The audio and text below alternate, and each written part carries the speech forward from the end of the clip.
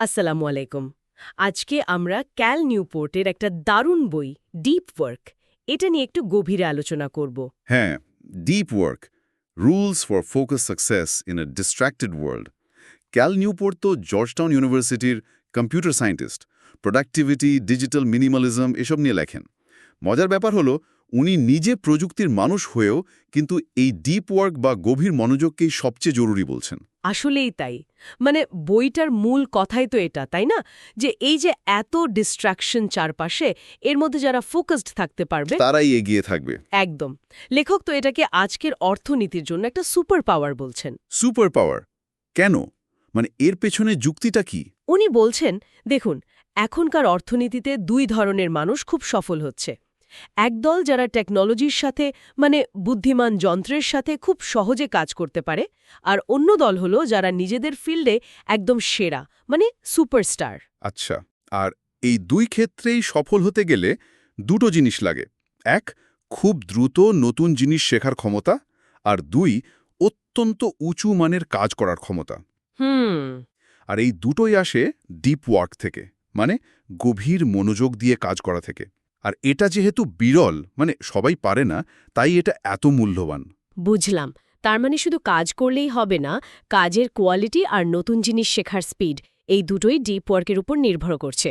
বইটাতে তো বিখ্যাত মানুষদের উদাহরণও আছে, যেমন কার্ল ইয়ুং বা জে.কে. Rowling, Bill Gates. হ্যাঁ হ্যাঁ, আছে।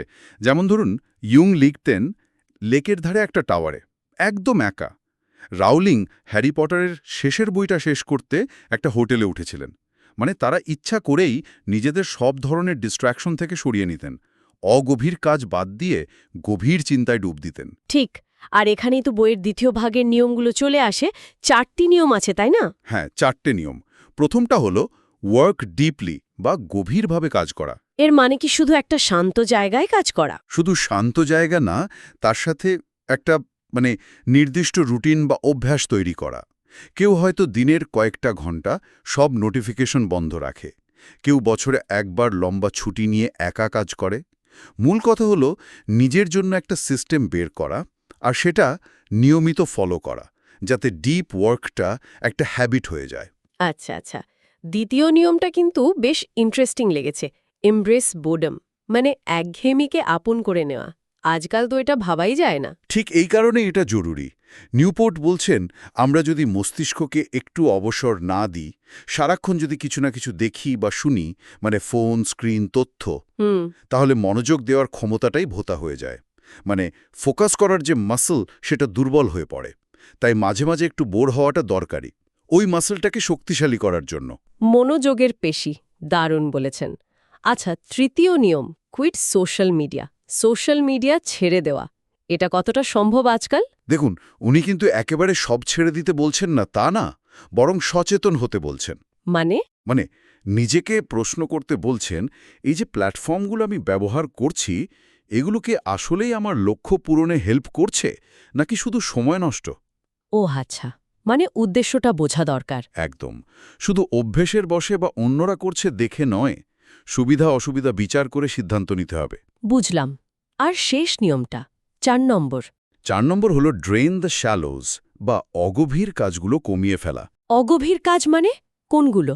মানে সেই সব কাজ যেগুলো করতে খুব বেশি মনোযোগ লাগে না কিন্তু আমাদের ব্যস্ত রাখে।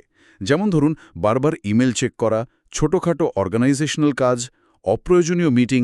ওহ, এগুলো তো আমরা সারাদিনই করি। হ্যাঁ, নিউপোর্ট বলছেন এগুলোকে যতটা সম্ভব একসাথে গুছিয়ে করতে বা দিনের এমন সময় করতে যখন মনোযোগ কম থাকে, যাতে প্রাইম টাইমটা ডিপ ওয়ার্কের জন্য বাঁচানো যায়। এখানে একটা জরুরি কথা চলে আসছে, তাই না? আমরা প্রায়ই ভাবি যে ব্যস্ত থাকা মানেই বুঝি অনেক কাজ করা, প্রোডাক্টিভ হওয়া। একদম। এটাই নিউপোর্টের একটা বড় point. Busy doesn't mean productive. মানে ব্যস্ত থাকা মানেই ফলপ্রসূ হওয়া নয়। আসল ভ্যালুয়েবল কাজ, নতুন আইডিয়া, কঠিন সমস্যার সমাধান, এগুলো আসে গভীর মনোযোগ থেকে। তাই এই বইটা শুধু একটা বই না, এটা একটা মানে জীবন দর্শন বলা যেতে পারে। তাহলে যদি আমরা সামারি করি, 4টে নিয়ম হল: 1. ডিপ ওয়ার্কের জন্য নির্দিষ্ট সময় ও পরিবেশ তৈরি করা। হুম। 2. একঘেয়েমিকে ভয় না পেয়ে মনোযোগ বাড়ানোর ট্রেনিং হিসেবে দেখা। ঠিক। 3. সোশ্যাল মিডিয়ার ব্যবহার নিয়ে খুব সচেতন হওয়া, প্রয়োজন অনুযায়ী ব্যবহার করা। হ্যাঁ, আর 4, অগভীর কম গুরুত্বপূর্ণ কাজগুলো চিহ্নিত করে সেগুলোকে নিয়ন্ত্রণ করা বা কমিয়ে আনা। একদম। এই নিয়মগুলো ফলো করতে পারলে আজকের এই বিক্ষিপ্ত পৃথিবীতেও গভীর মনোযোগ অর্জন করা সম্ভব। আর সেটাই হবে একটা বিরাট অ্যাডভান্টেজ। তাহলে যারা শুনছেন তাদের জন্য একটা প্রশ্ন রেখে যাই। একটু ভেবে দেখুন তো, আপনার প্রতিদিনের কাজের কতটা সময় আসলেই অগভীর বা বিক্ষিপ্ত কাজে চলে যাচ্ছে, আর কতটা সময় আপনি সত্যিকারের গভীর মনোযোগ দিতে পারছেন। আর যদি মনে হয় অনুপাতটা ঠিক নেই, তাহলে নিজের মনোযোগের ক্ষমতা বাড়াতে আজ থেকেই ছোট্ট কোনো একটা পরিবর্তন কি আনা যায়। হয়তো সেটাই হতে পারে ডিপ ওয়ার্কের দিকে আপনার প্রথম পদক্ষেপ।